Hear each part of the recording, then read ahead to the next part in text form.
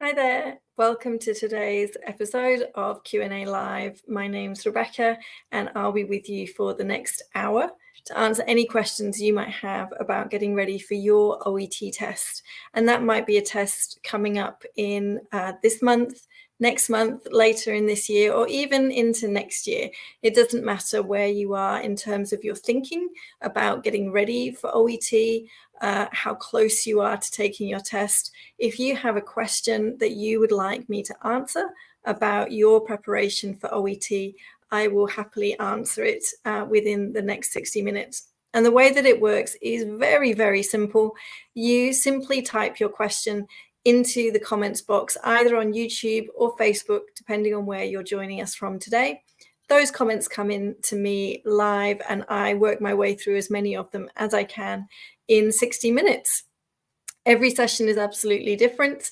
I never know what questions candidates are going to ask, and all questions are good ones. So don't feel like, oh, this might be a silly question, or I'm sure people ask Rebecca that hundreds of times, she won't want to answer it again. I don't mind if I've answered the question once or 50 times. I'm always happy to help candidates who are feeling a little bit unsure or just want some tips and strategies. So let's go and see what questions we've got coming through so far.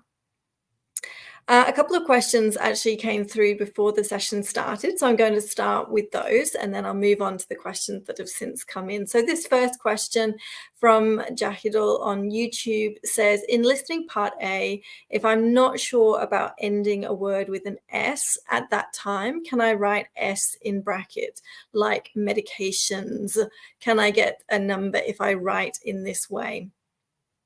So this is fine when you are listening and perhaps, as you said, you're not quite sure about the ending of the word, but before you finish the test, before you submit your answers, you do need to go back and make a decision on whether you think the ending of that word was an S or not. You shouldn't put anything in brackets.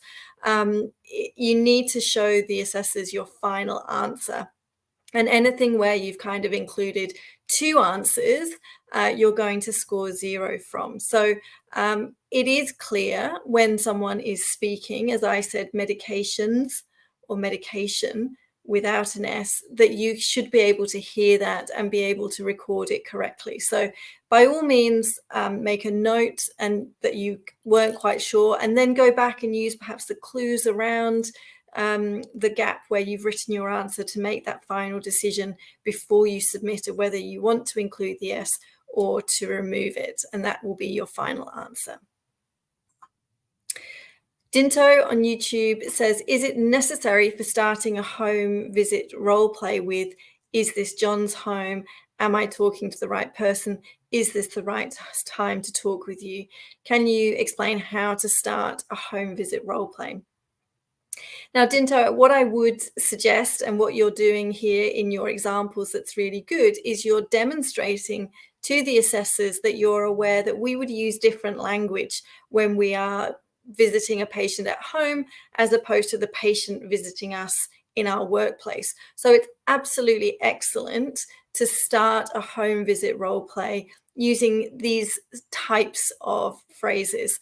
I would suggest you don't need all three of them. One of them would be sufficient, as I said, to demonstrate that range of language to the assessors that you know that the language should be different. Perhaps you could say something like, hi, John, is now a good time to talk with you? Or, hi, John, thank you for letting me visit you at home today. Something like that. Or one of your examples is just a really good way of starting the conversation quickly and letting the assessor know that you're aware that the language would be a little bit different. Ellen on YouTube says, do I access the OET learning materials after booking the exam? So Ellen, you can access our learning materials at any time, even before you've booked your test. We've got a large range of free learning materials available for all our candidates directly from oet.com website. And I'm going to post into the chat where the best place to start is. So starting your preparation from the OET ready pages. And these pages contain sample tests, they contain a downloadable study guide so that you can plan your schedule for preparation, how you're going to use your time. It also includes support videos, links to blog articles, so much content, as well as, of course, our free intro courses that you can find in the OET store, and our paid courses if you'd like to find some more preparation. On that page as well, we also link to our recommended teachers. This is a great option if you would like to study as part of a class or with a private tutor. A teacher can really make the difference between you being successful or unsuccessful. They can work with you on your particular strengths and weaknesses to improve those ready for your test. So the link that I've just posted into chat is one you should definitely visit straight after this session. And Sapoma, as a great follow-up question really to what I've just said, you're saying, can I get a tutor to mark my writing practice test? Absolutely. So this is something that many of our teachers that we recommend offer. And I'm going to post the link to finding a teacher into the chat now.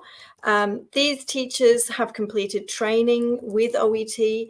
We've checked the quality of their materials. We've checked that they've got suitable teaching qualifications. We know from their training with us that they have accurate information and good understanding of what's required to pass OET. So these teachers, this list of teachers, is a good place to start deciding which teacher you want to ask to give you feedback on your writing or speaking or any part of the test.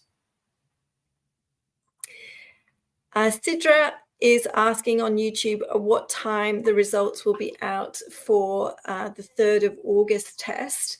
Now, Sidra, all of the kinds of informations relating to booking your test, including when the results will be out, when the closing date for different test dates are, can be found from the Book a Test page on OET.com. So I'm going to put a link to that into the chat now. So if you are thinking about booking your test, you want to see which location is closest to you for a test, you want to decide whether you're going to take OET on paper or OET on computer so you can see which venues are available. But also, like Sidra, if you want to know when your results are going to be released, all of those questions are answered on the page that I've just put into the chat, Book a Test. Groove on YouTube says, in reading part A, if I write one answer in small letters and the next answer in capital letters, is this acceptable? Groove, this is not acceptable. You need to be consistent with the way that you enter your answers in each test. So it's absolutely fine if you prefer to write in capital letters and all your answers are written in capital letters for that subtest paper, but you shouldn't mix between capital letters and small letters in your answers. So choose one way of recording your answers and use that for the entire subtest. The same is true for spelling. For example, both British spelling and American spelling of English are absolutely fine, but you need to be consistent and use one form of spelling throughout the subtest, not mix and match between the spellings, because the assessors won't be able to know whether that's intentional or whether it shows that you've got some issues with your spelling. So writing in capital letters, choice of spelling, it's down to you, it's down to your personal preference, but you do need to be consistent and use the same version throughout the subtest. Chizoba on YouTube says, would this be marked correct if I'd written hammer with an AR instead of hammer with an ER? So the way that, and I assume, Chizoba, you're asking about listening part A, because this is where most questions relating to spelling come in. Obviously, in reading part A and writing, most of the time you're copying words that are provided for you, and so those words 100% need to be absolutely correct. In listening part A, there is a degree of flexibility, but only with words that are not commonly known by patients and healthcare professionals. Now, hammer is a very basic kind of word. Yes, it may not be something that you use absolutely every day, but it's a sort of basic level English word. It's not particularly complex. It's not something that a patient wouldn't know of. Most healthcare professionals would know what a hammer was. So you are expected to spell commonly understood words correctly. So in your example, I would suggest that you would be marked wrong for that answer. And it's why it's so important that you use the checking time provided in the listening test to check your spelling before submitting your answers, to really make sure that you have spelt words correctly. Fatima on YouTube says, if I'm filling in the blanks, would it be marked correct if we miss a word from the blank? For example, if the answer is BP meds and I just wrote meds, as the blank would still make sense with this answer, would it be correct? Fatima, it's not so much whether the answer makes sense without including all of the words, but whether you have included all of the answer. And as you can understand, there's quite a big difference between medication, meaning any kind of medication, and particular blood pressure medication. So in your example, I believe it would be marked incorrect because you have not included all of the information that is required. One other suggestion or comment to make about your question here, Fatima, perhaps you entered it this way for speed, which I understand, but in the test, you mustn't abbreviate words that are provided in the audio or abbreviate words that are given to you in the text if it's in reading part A. So if the patient says blood pressure medication, you need to write blood pressure medication, those 3 words. You must not abbreviate blood pressure to BP. You must not abbreviate medication to meds. It's part of the instructions that you must write the word or phrase as you hear it in the audio. And if you change the words in any way, like in your example, you'll automatically score 0. So it's a really important thing to be aware of, that you must follow the instructions. Otherwise, you'll lose marks unnecessarily. Rawa is asking for tips to improve listening. At the moment, you're not scoring what you need to pass. So Rawa, the first thing I would recommend doing is, perhaps you've already taken one of the OET sample tests from our website. It's to go back through those answers and to analyze why you made the mistakes that you made. Is it something to do with spelling, like I've just been discussing, or is it perhaps something to do with not following the instructions properly? Those would both be common mistakes that candidates make with listening part A. With listening parts B and part C, is it something to do with having misunderstood the question and that caused you to not answer the correct, choose the correct answer option, sorry. Is it something to do with vocabulary? There were words in the questions or answer options that you didn't understand, which meant you weren't confident choosing that as the answer option. So going through a sample test that you've already completed and understanding what it is that is causing you to make those mistakes is really the first step you should do before trying to tackle those problems, because you need to know what your weaknesses are before you can go and try to fix them. Now, one thing that I would recommend to you from the OET YouTube channel is our Listening Week playlist. So this is a week of sessions that we delivered towards the end of last year. And there's 5 sessions. 3 sessions cover each individual part of the test. And the other 2 sessions are all about how to develop good listening habits. So I'm going to post the link to that playlist into the chat now. I'm calling it the Listening Week playlist. And this is a great resource if you're struggling with listening. It'll include some of those common reasons why candidates make mistakes or don't get the required the answer correct. It also, as I said, includes tips and strategies for what skills you need to develop and how to go about improving on your listening skills. Masum on YouTube says, in the speaking role play, if the question says that you got this findings on examination, how should I express this to the interlocutor? Should I say, may I examine you during the role play? There won't be any requirement for you to ask to examine the interlocutor during your role play. Usually when examination is mentioned in the role play, it's to say that it has happened prior to the role play starting. So in the background information, which is in the paragraph of text above the task points, you will usually mention, for example, you've just examined the patient. In which case, you might decide to start the role play. Thank you for letting me examine, for example, your knee. And then you move into task one, which might be to explain your findings from the examination. It might be to ask for more details about how the injury occurred. Whatever it is in task one, you can move straight into that. But you will not need to ask the interlocutor if you can examine them.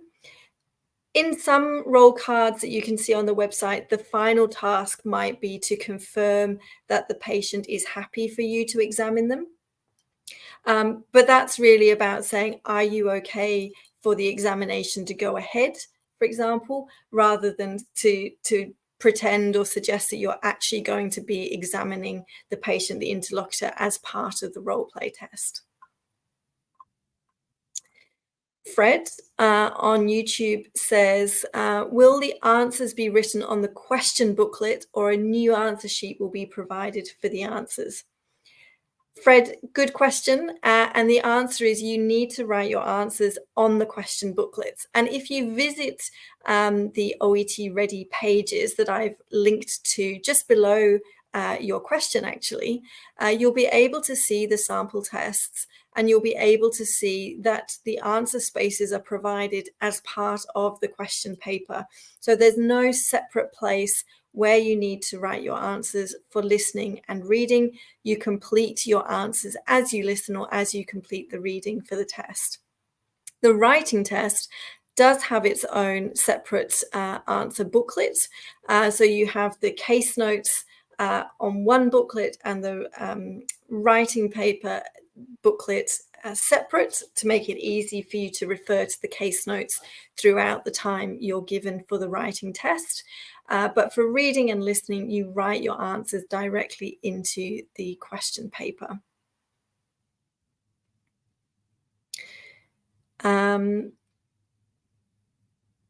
Great. Let's just scroll down to some of the later questions coming through.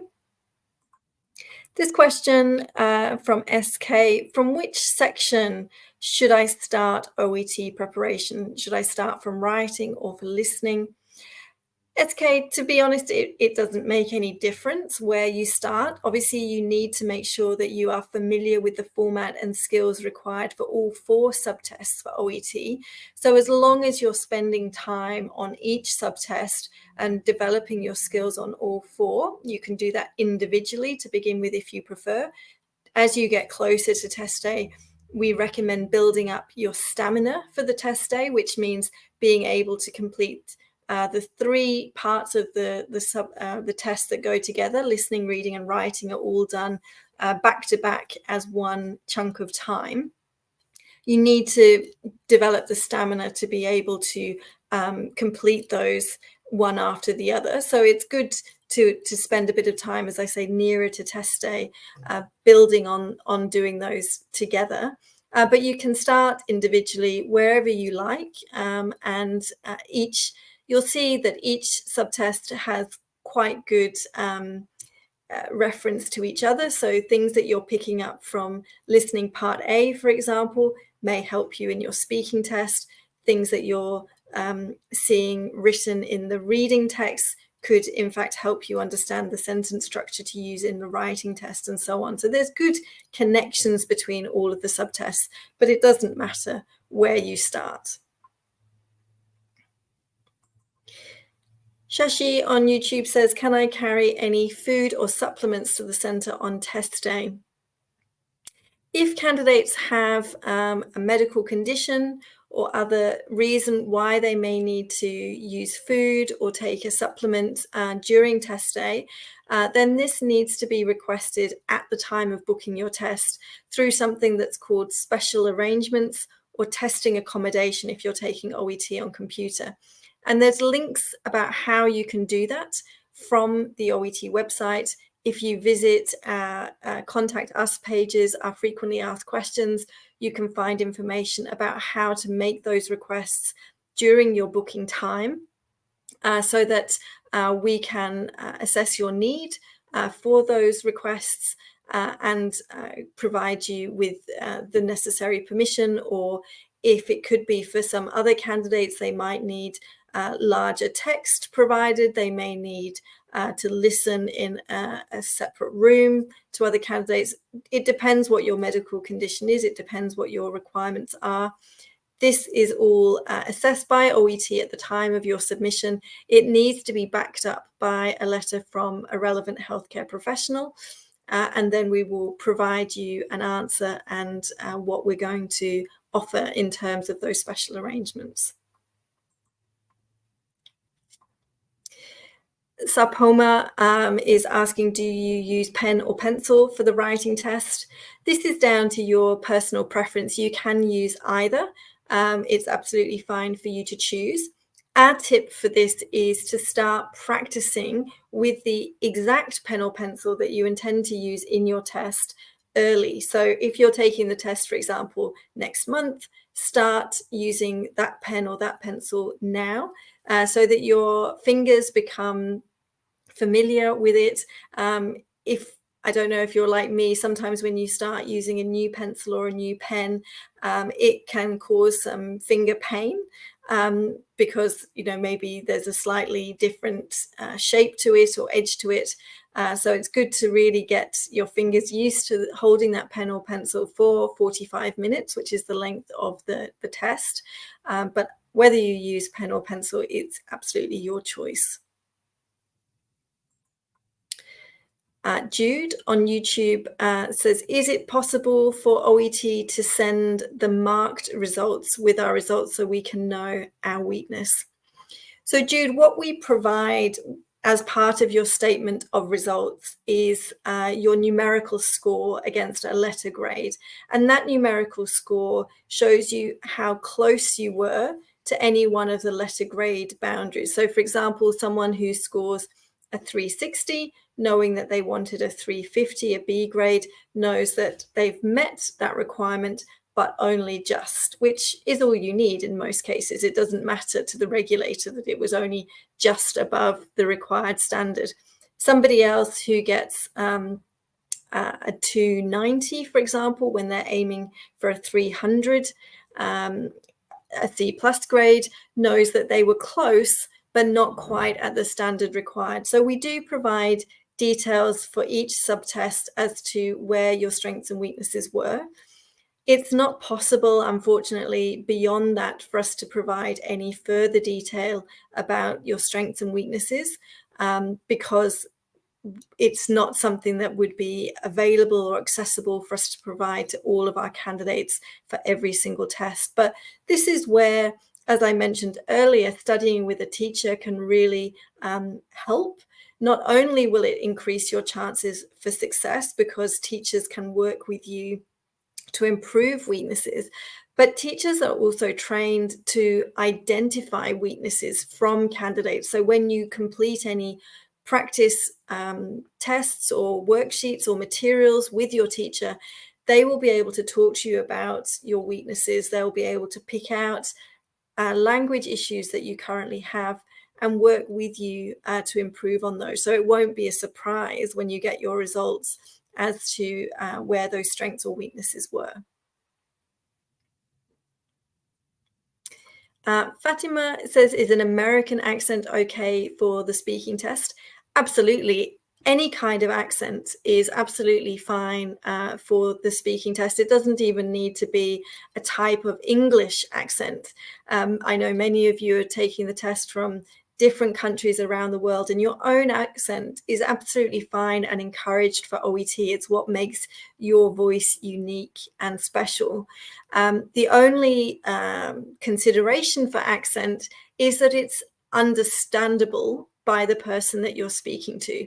So if you have some sounds that you struggle to pronounce in English, or your accent is preventing the interlocutor from understanding what it is that you're trying to say, they're asking you to repeat something many times, that would indicate that your accent is causing the interlocutor difficulties.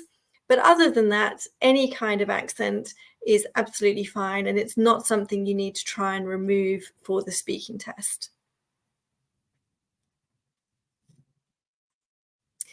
GS Time on YouTube is saying, how can I improve my speaking skills? Can you please give any tips for that?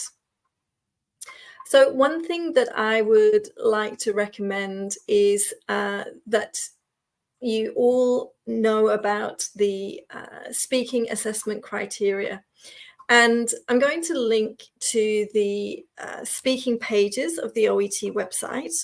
On these individual pages for each subtest, there's lots of really good resources for you to make use of. So I definitely recommend spending some time with the OET website after this session if you haven't already done so.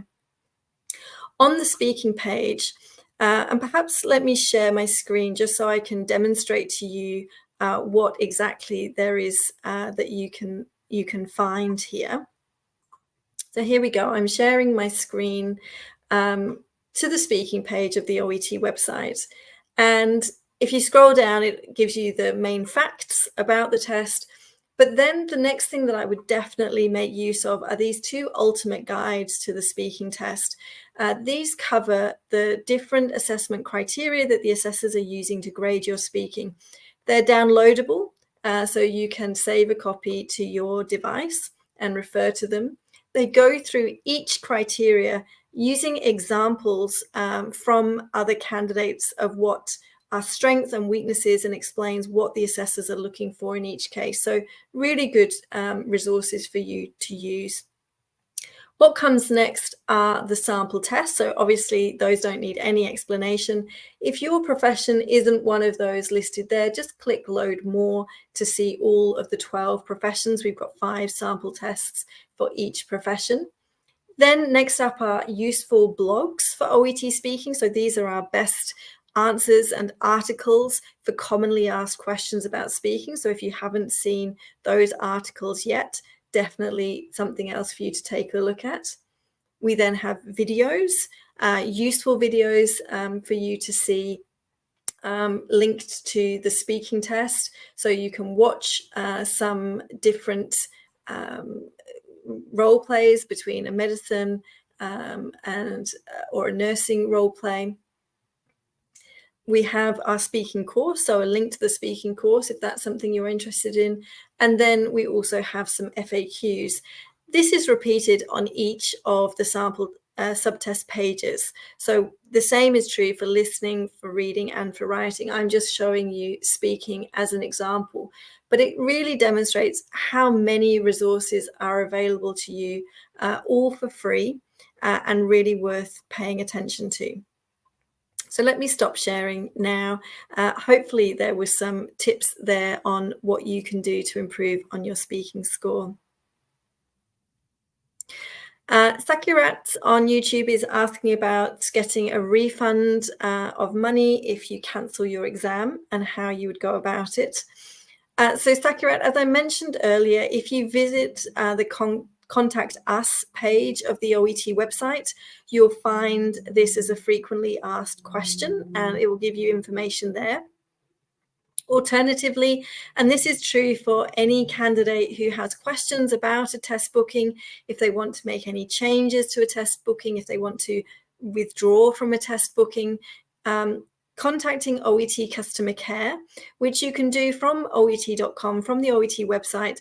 Look out for the blue chat with an expert button, which sits in the bottom right-hand corner of any page of the OET website. Clicking on that button will open live chat with one of our customer care team. They can look up your candidate number. They can provide you with information about things like cancelling your test, where your results are, if they have been delayed and you've been contacted by OET, any kinds of questions to do with your test booking before or after your test, our customer care team can support you with. Chelsea on Facebook says, out of 42 items, how many should I get to at least have a score of B? So Chelsea, this is a good question for listening and reading. And the answer to this question is one of the FAQs on the listening and reading page, like I was just showing you for speaking. If you go to oet.com, to the ready pages, you'll find the page for listening or for reading, and you'll find the answer to this question there. But for today, let me also give you the answer, because I'm sure there'll be other candidates here who are also interested in knowing. So out of 42 items for listening and reading, we recommend scoring, when you're practicing with official OET sample tests, anywhere between 30, 31 or 32 correctly.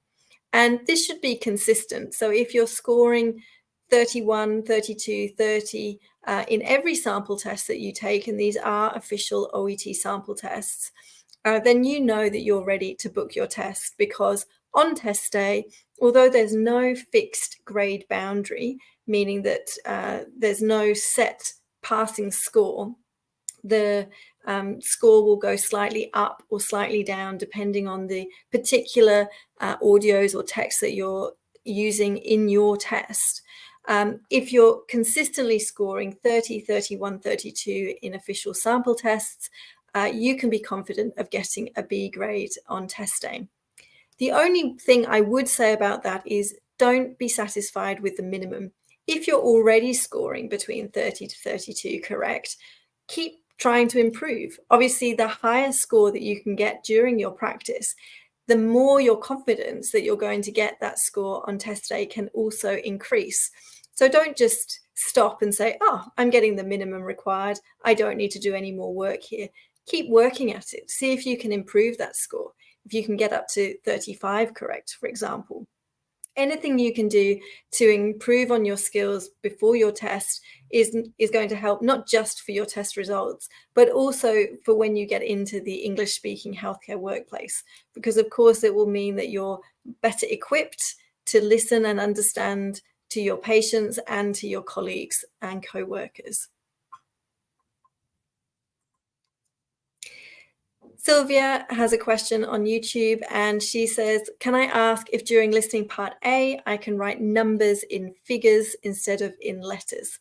Yes, absolutely. You can certainly write any number that's provided in the listening test as a figure, so as a number, rather than writing the number out as a word. Absolutely fine, no problem there. Sanya is suggesting a way of starting a letter. So I'm writing in regard to Mr. Sylvester, who has been diagnosed with unstable diabetes, requires ongoing management at your service. Is this acceptable?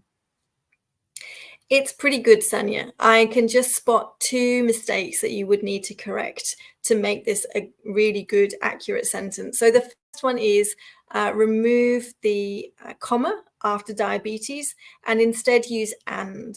So who has been diagnosed with unstable diabetes and requires, because the requires ongoing management at your service is actually a new phrase. It's a new request. So you need to use and, not a comma. And the other thing that you would need to change is you need to write all words in full. So where you have written you are, you need to change that to the correctly spelled word, which is YOUR, your service. UR would not be acceptable and isn't a formal style of writing. Shashi on YouTube says, will the listening part be easy to understand and fill the gap?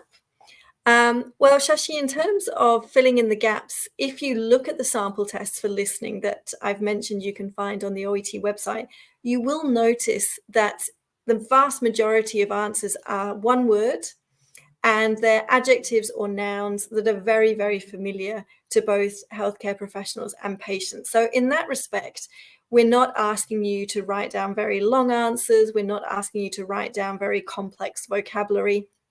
The words that you're listening for are straightforward and short.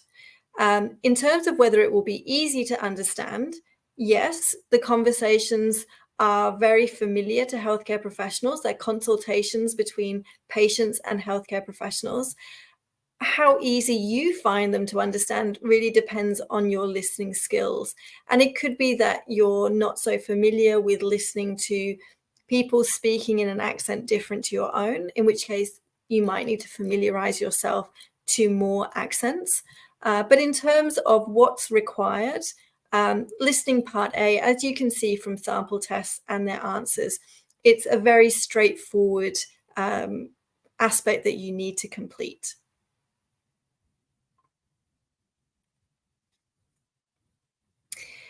Aman is asking for tips on reading part C. So let me hide your question, Aman, and then I'll bring up on the screen some tips for you that I can share. So in reading part C, this might sound obvious, but one of the tips that you really need to pay attention to is time. So for reading part B and part C, you have 45 minutes together. You need to manage that time yourself. You're not going to be encouraged to move on by the invigilators from part B to part C. So roughly speaking, we recommend spending no more than 10 minutes on reading part B and 35 minutes in total on reading part C. But we also recommend dividing your time equally, dividing that 35 minutes in half equally between the two reading part C texts. It's no good spending 20 minutes on one text and only 15 minutes on the other. Both have 8 questions, and you need to allow both the same amount of time to give yourself a good opportunity to answer all of the questions correctly. The second tip is to look for evidence for all of the options. Now, this is something that is time consuming at the beginning.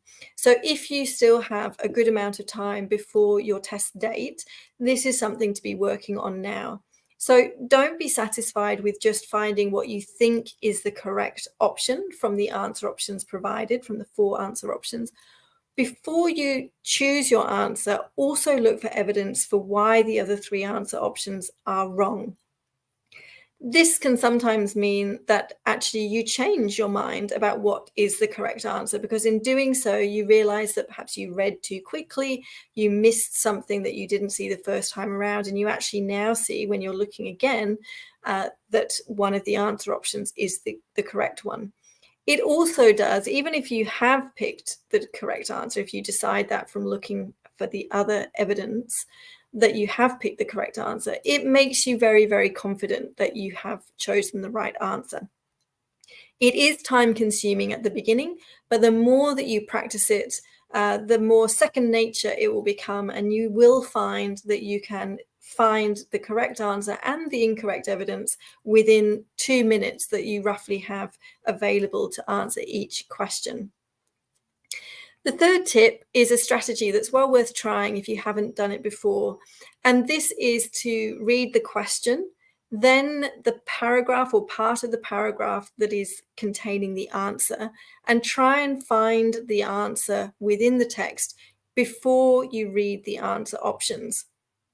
This is a really good way of helping you avoid the distractors that are included as a couple of answer options, because by already deciding what you think the correct answer option is, you then know that when you look at the answer options, perhaps 1 or 2 of them are most likely, and then you're just checking again for evidence that one is the best answer option, you can ignore more easily the other answer options because you know from what you've read that in terms of what the question is asking you, those answer options are not they're not a good match.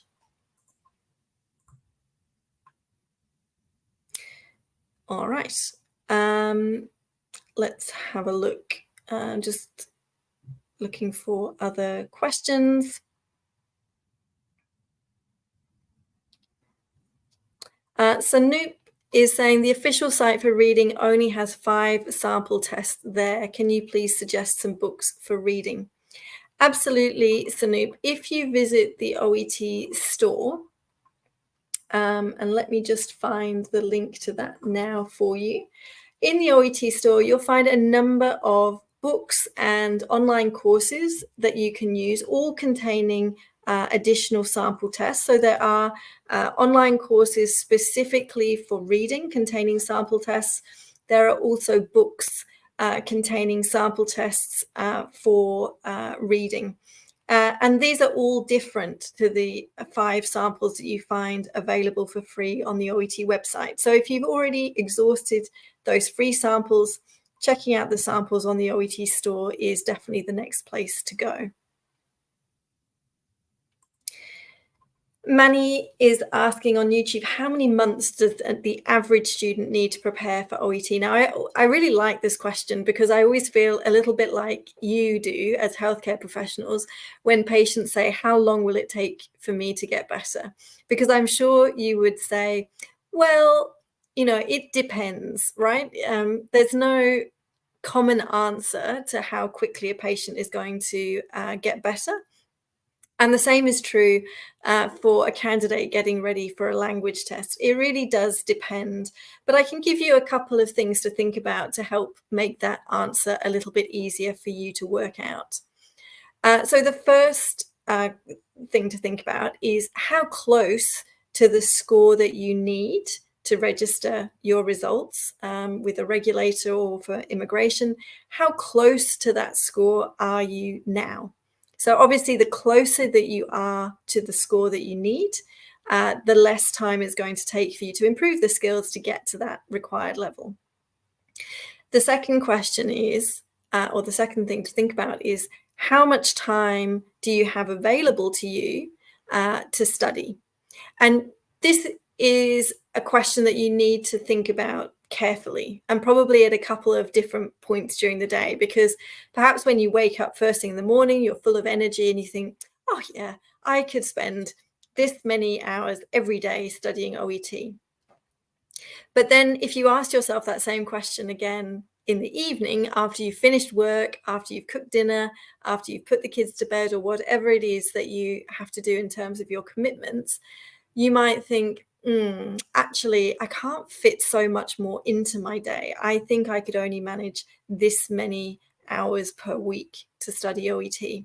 So it's really important to be honest with yourself. It doesn't matter really what that amount is, but you need to be honest because that will also help tell you how long you need to spend studying. So you need to combine those two amounts.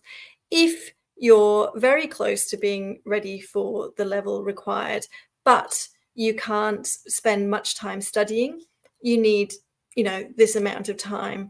If you're close and you've got lots of time to study, you could be ready within a month, for example. But most candidates are busy, have lots of commitments, maybe need to work on 1 or 2 week areas. So it will take them a little bit longer. But each candidate is different. It also depends on whether you're studying by yourself, whether you're going to study with a teacher, which will move your skills on more quickly, whether you're just using free materials or whether you're able to purchase some courses or books to also supplement your study. Fred on YouTube says, for the listening test, will there be headphones for each candidate? So Fred, the answer is definitely yes. If you take OET on computer, all our OET computer venues include headphones for each candidate. For paper, it depends on the venue. So a lot of venues do provide headphones for their candidates, but not in every location. So if this is something that's very important to you, when you're looking for your venue, on the Book a Test page that I linked to a bit earlier, you need to also look at whether they offer headphones or not. And if possible, and as I said, it's important to you, you can then select another venue not too far away that does have headphones to suit your requirements.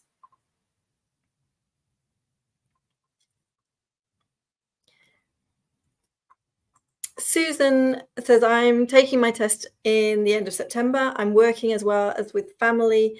How many materials will I practice on a daily basis, especially reading and listening?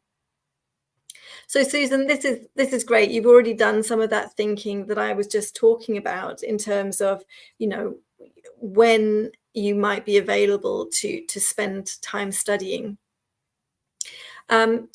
In terms of whether you study every day or you pick a couple of times a week to give yourself a bit longer, that's really up to you and what's sustainable in terms of your daily and weekly schedule.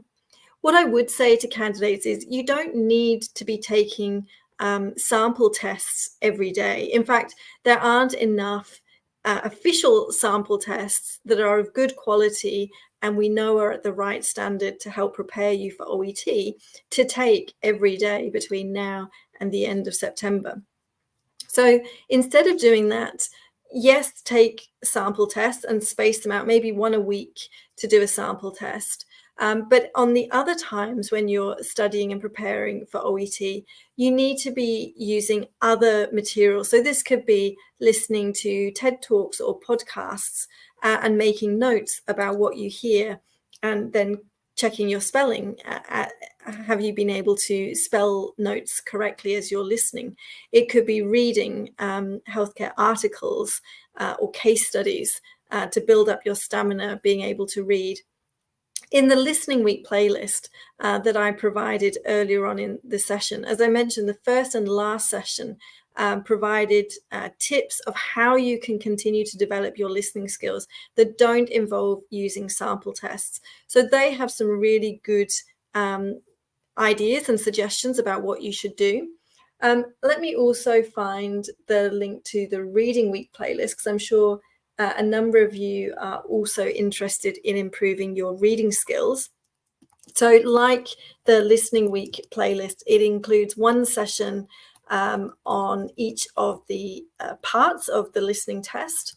And then it also contains two sessions about how to develop good reading habits and how to develop those skills without using sample tests all of the time.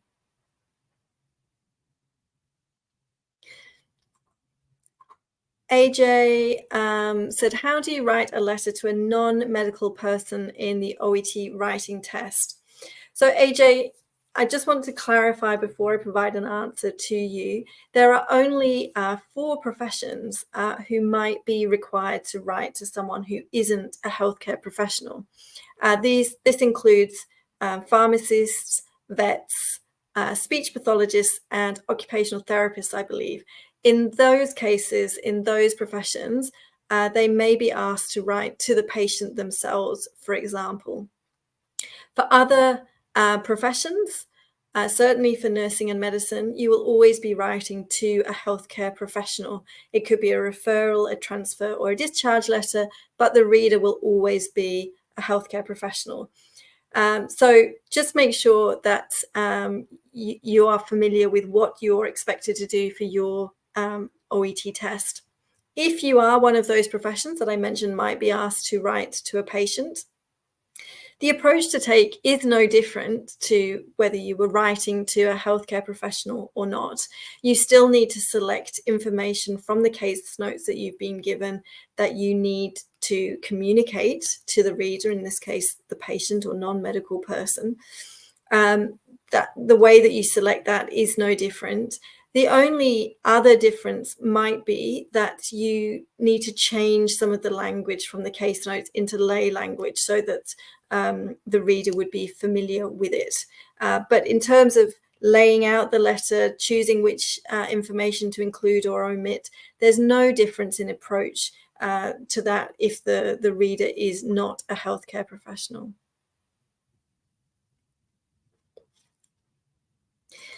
Karuna on Facebook says, a lady called me and demanded 2 lakhs for reliving the reading paper because they are conducting the exams. And I told her that I would complain, and I don't want to do these things because I don't want to cheat. Karina, thank you for bringing this up. OET takes security of test materials very, very seriously.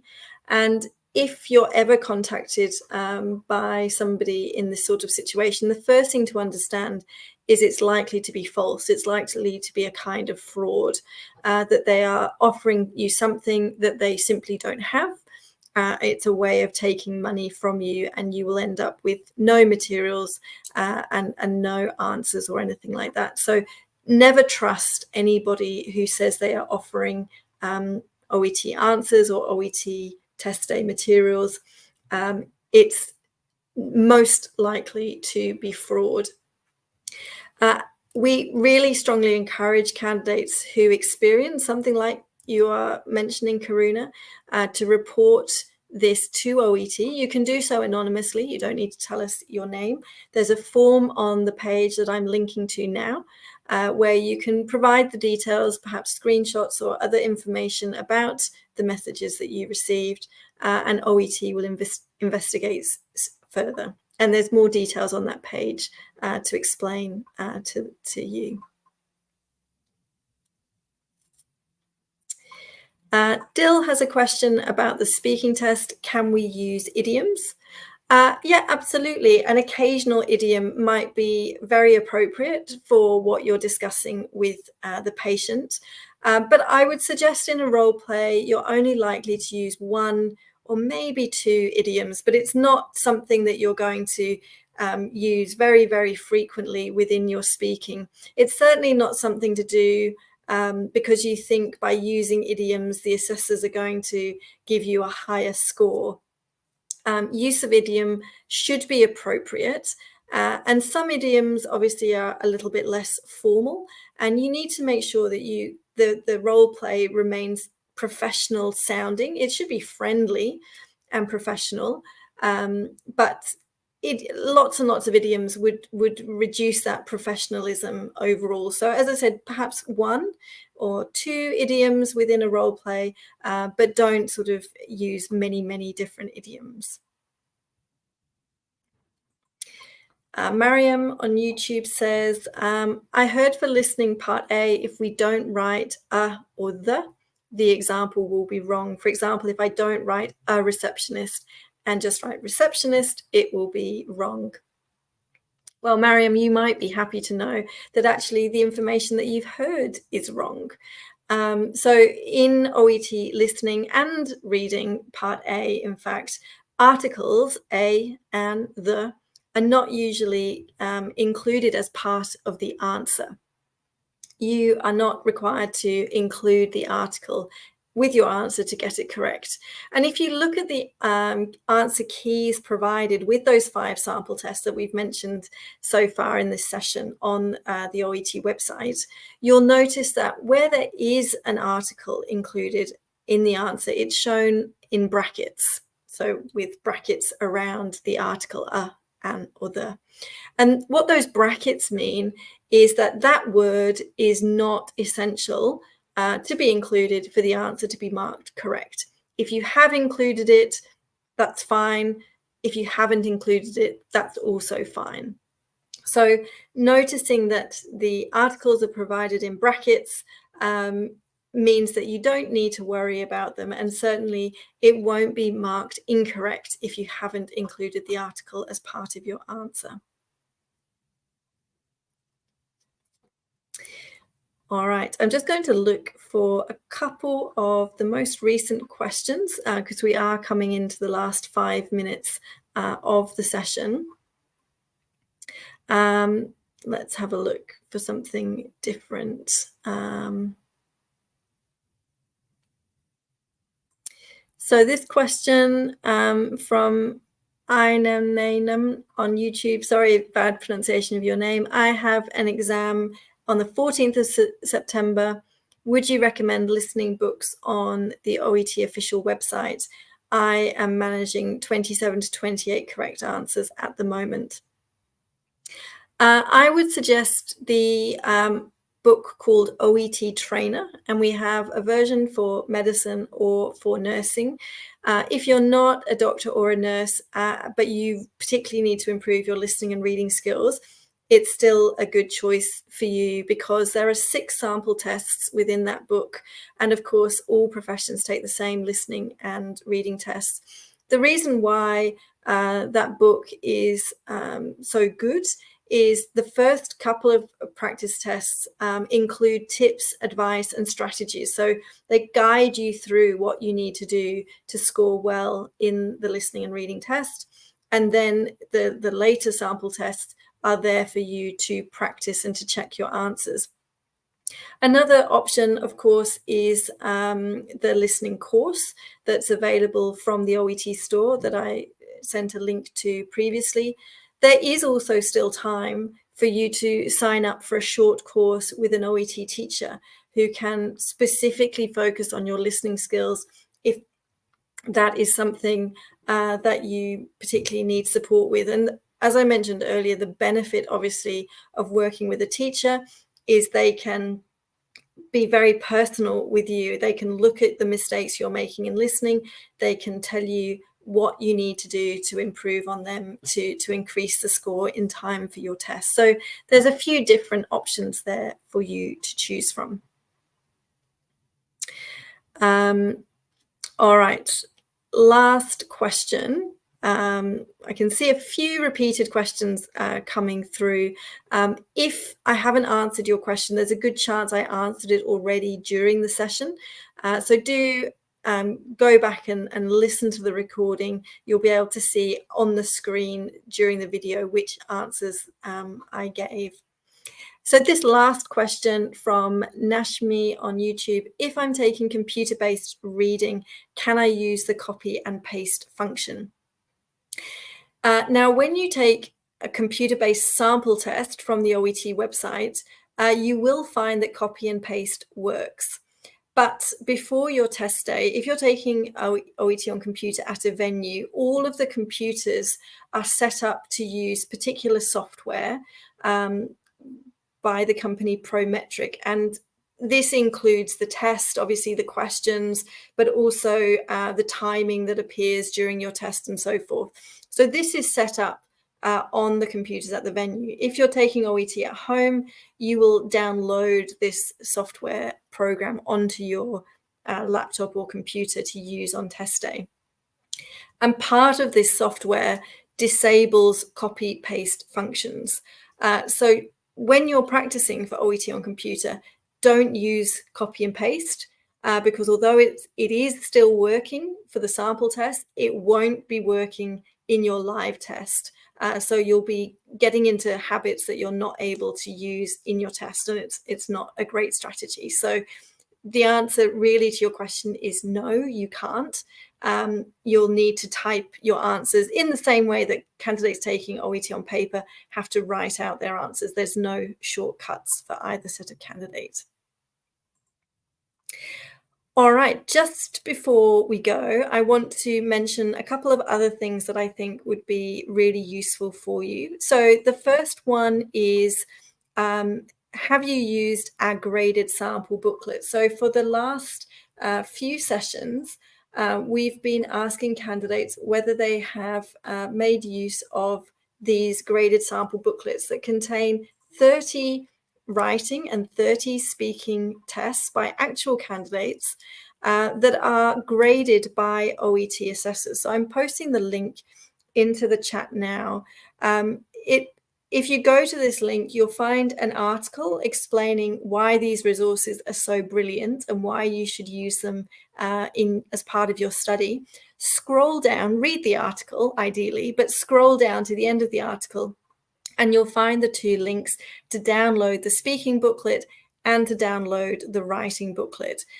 You won't regret it. They're absolutely fantastic resources, and they're helpful for any OET profession. So that's the first thing I want to mention. The other thing I want to mention is to make sure you are watching out for our All Stars sessions that are coming through to you this week.